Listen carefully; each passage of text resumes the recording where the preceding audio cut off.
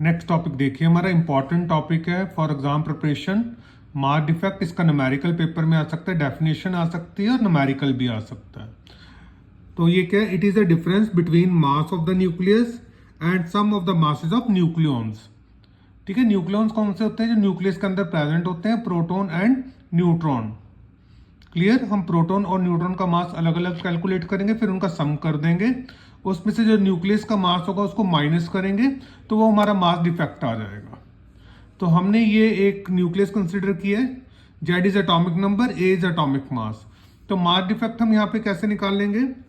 Z atomic number into mass of proton, मतलब Z एक तरह से नंबर ऑफ प्रोटॉन्स भी है, minus plus A minus Z, that is, अगर हम एटॉमिक मास में से एटॉमिक नंबर को माइनस करते हैं तो नंबर ऑफ न्यूट्रॉन्स आ जाता है।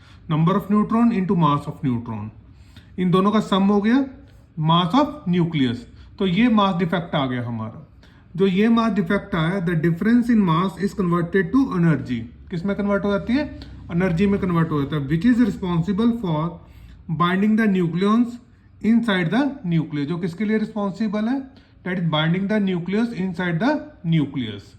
ठीक है, अगर आपको ये शॉर्ट पसंद आ रहा है, लाइक कीजिए, शेयर कीजिए और सब्सक्राइब कीजिए। बाकी मैं इसका लिंक अपने वीडियो के साथ अटैच कर देता हूं, अगर आप वीडियो देखना चाहते हैं तो वीडियो भी देख सकते हैं।